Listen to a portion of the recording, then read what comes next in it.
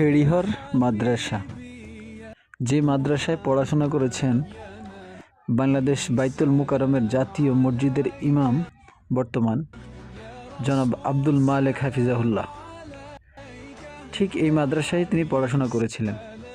আসসালামু আলাইকুম রহমতুল্লাহ সবাইকে। আজকে আমি চলে আসছি চাঁদপুর জেলার শাহরাস্তি উপজেলার খেড়িহর গ্রামে, যে খেড়িহরে অবস্থিত উপমহাদেশের বিখ্যাত একটি দ্বীনি প্রতিষ্ঠান খেড়িহর মাদ্রাসা, যে মাদ্রাসাটি এক নামে সবাই চিনে। এই মাদ্রাসায় পড়াশোনা করেছেন উপমহাদেশের বিখ্যাত 10 জন আলেমের মধ্যে একজন আলেম আব্দুল মালেক হাফিজাহুল্লাহ, বারাকাল্লাহু ফি হায়াতিহি। সুপ্রিয় দর্শক মণ্ডলী, আপনারা কে কে খেড়িহর মাদ্রাসা চিনেন অবশ্যই কমেন্টস করে জানাবেন। আর কারা কারা এই মাদ্রাসায় পড়াশোনা করেছেন আপনারা জানাবেন। ভিডিওটি যদি ভালো লাগে লাইক কমেন্ট শেয়ার করে ছড়িয়ে দিবেন দ্বীনের খেদমতে। এই মাদ্রাসা থেকে শত শত হাজার হাজার ছাত্ররা দ্বীনি শিক্ষায় শিক্ষিত হয়ে বিশ্বের বিভিন্ন প্রান্তে দ্বীনের আলো ছড়িয়ে দিচ্ছে। মাদ্রাসাটি এর আগে আমার কখনো যাওয়া হয়নি, প্রথমবার আমি গিয়েছি, তবে নাম শুনেছিলাম।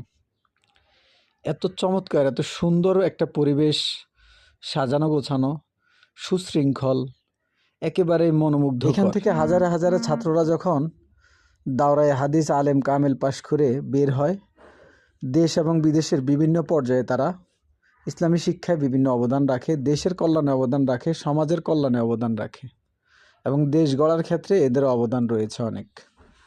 মাদ্রাসাটির সীমানা অনেক বড়, বিশাল বড়, কয়েক একর জায়গা আমি সঠিক জানি না, তবে বিশাল বড় এরিয়া নিয়ে এই ভবনটি যেটা দেখতে পাচ্ছেন সম্ভবত এটা হচ্ছে পুরনো ভবনের মধ্যে একটি। আর এই পাশ দিয়ে নতুন একটি ভবনের কাজ চলছে। ঠিক সামনে আমার সাথে ছিলেন আমার প্রিয় একজন ভাই, আলমগীর হোসেন ভাই। ওনার বাড়ি যেহেতু নরিংপুর, তো ওনাদের কাছাকাছি আসলে। তো ভাই আমাকে বলতেছিল যে ভাই এই যে সামনের যে ভবনটা, এটা হচ্ছে সবচেয়ে পুরাতন ভবন, মানে এই ভবন দিয়ে মাদ্রাসার কার্যক্রম শুরু হয়েছিল। আরও কিছু ভবন আছে যেটা মাদ্রাসার সীমানার বাইরে, সেগুলো একেবারে মক্তব থেকে শুরু হয়েছিল ওইখান থেকে, কিন্তু মূল যে খেড়িহর মাদ্রাসার মূল ভবনটাই হচ্ছে হাতের এই ডান পাশের ভবনটা। আর বিশাল একটি পুকুর রয়েছে, ছাত্রদের জন্য গোসল করার সুন্দর গাটলা দিয়ে ব্যবস্থা করা হয়েছে। আর সবচেয়ে দেখার মতো যে জিনিসটা, সেটা হচ্ছে এই মাদ্রাসার যে পরিবেশ আপনাকে একেবারে মুগ্ধ করবে। এই মাদ্রাসাটির এই যে ভবনটি এখন দেখতে পাচ্ছেন, এই ভবনটি এগুলো মূলত প্রথম মক্তব দিয়ে শুরু হয়েছিল এই জায়গা থেকে। তারপরে আস্তে আস্তে আস্তে আস্তে সেটা প্রাতিষ্ঠানিক রূপ পায়। তো আমি ভাবলাম যে আপনাদেরকে যেহেতু আমি ভিডিও আকারে দেখাবো, সম্পূর্ণ মাদ্রাসার সব কিছু দেখাবো। আর আপনারা জানেন যে এই মাদ্রাসাটি অনেক ঐতিহ্যবাহী। এই মাদ্রাসাটি সম্ভবত ওই যে সামনে গেলে দেখতে পাবেন 1972 সাল সম্ভবত, আমি যদি ভুল না করি, প্রতিষ্ঠিত হয়েছিল। আমার কিছুটা মাঝে মাঝে মনে হয়েছে যে আমি কি চাঁদপুরে আছি না রাজশাহীতে আছি, কারণ আমাদের চাঁদপুর অঞ্চলে সচরাচর এরকম সুন্দর জায়গা খুব কম দেখা যায়। যাই হোক, এই মাদ্রাসার ছাত্ররা খুব ভালো পড়াশোনা করে, এদের আল্লাহ জ্ঞানে বরকত দান করুক। যখন সবাই একসাথে পড়ে কোরআন পড়ছিল, মনের ভিতরে একটা অন্যরকম অনুভূতি হচ্ছিল। আর এই যে অংশটা দেখতে পাচ্ছেন আপনার মাদ্রাসা, এটা হচ্ছে মাদ্রাসার দেওয়াল।